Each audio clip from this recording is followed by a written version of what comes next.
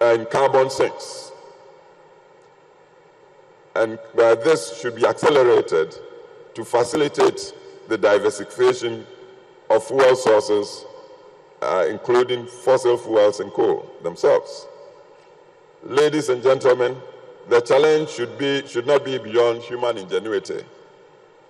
Let us collectively save our planet Earth by being fully committed to the searches for the path of sustainable development. Luckily,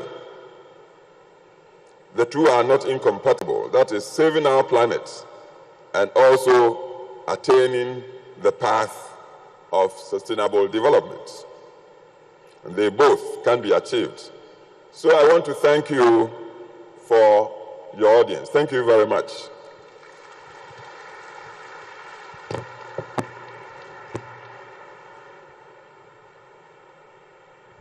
I think we can do more than that. Let's appreciate the former president of Ghana.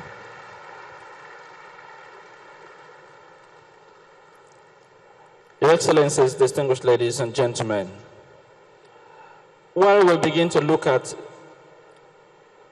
the fabrics that made that address very, very momentous for this occasion, and with the leave of the moderator, may I invite to give very brief remarks on the reason why we're here today at this opening ceremony. His Excellency Liu Kan, the Consul General, People's Republic of China. Please a round of applause for him as he comes forward.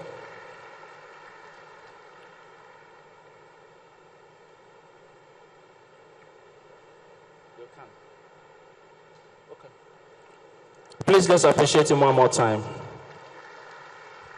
Thank you.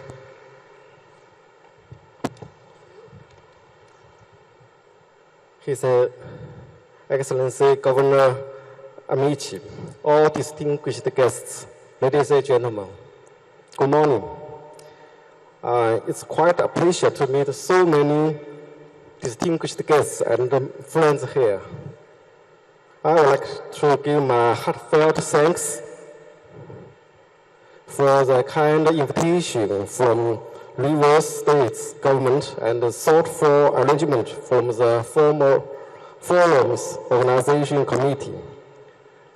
This forum gives me a good chance to visit a state well known for its riches in energy and resources, River States, and its capital, as well as the York capital, Port Harcourt. The forum also gave me an opportunity to make lots of new friends and communicate with and learn from so many experts, scholars, and entrepreneurs. Here, on behalf of the Chinese Consulate General and the Chinese government, I would like to express my warm congratulations on the convening of these forums. I'm so glad to know that there are 16 Chinese entrepreneurs is invited to attend the forum, which not only reflects the Chinese enterprises highly value this forum, but also reflects the new type of China-Africa strategic partnership and China-Nigeria strategic partnership are deepening. In recent years, within the unique framework of the Forum on China-Africa Cooperation, the cooperation between China and Africa countries in the fields of politics, economy, agriculture, infrastructure, satellites, communication, and culture is deeply rapidly. Frequently, exchanges of high-level visits bring fruitful achievements.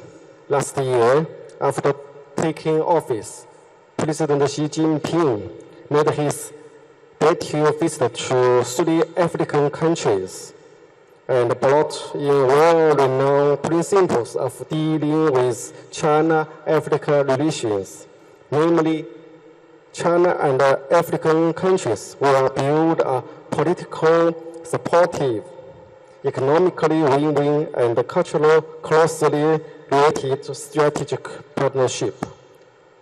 As you know, last May, Chinese Premier Li Keqiang finished his visit to 4 African countries, including Nigeria, and confirmed the new position of China-Africa relations as being marked by shared interests, common development, and cultural exchange.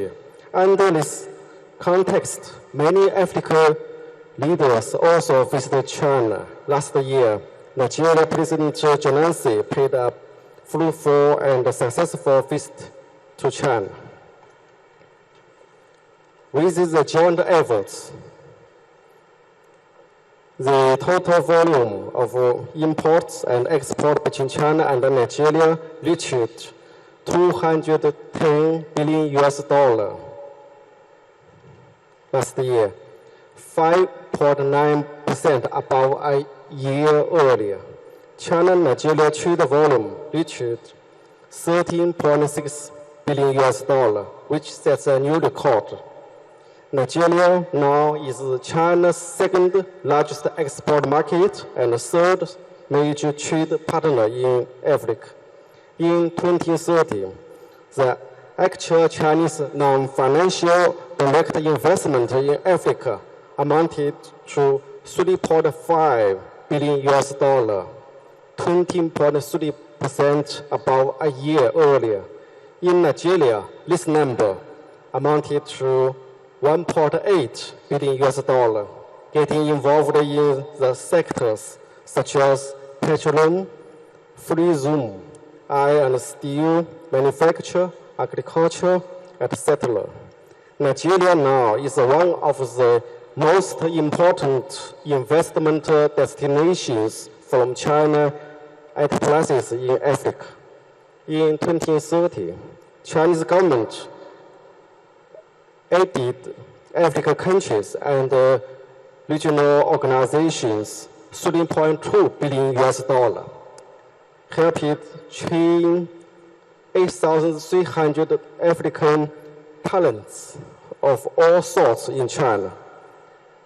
To let Africans burden, China has altogether cancelled 20 billion RMB worth of debts owned by African country by the end of 2030. Last year, the over 1.4 million visitors by Chinese travelers generated huge amount of exchange revenue for every country. According to an IMF report, China-Africa cooperation has contributed to more than 20% of Africa's development. The Chinese government has always maintained that Africa has become a major force in moving the world towards multi-polarity and important emerging market that helps promote global economic recovery and integration, and an understanding representative of diverse civilizations in the world. Chinese government cherished the sound relations between China and Africa, and will treat the African people with sincerity, stress, solidarity, promote common development through win-win cooperation, and realize our glorious dream of great renewal at an earlier date. Ladies and gentlemen, dear friends, 2,000 years ago, Chinese philosophies brought in the idea of man is a part of nature, and man can only find ultimate truth from following the path of natural rules. These ideas are still very inspiring today. With 1.3 billion population, China is highly demanding for energy and resources for the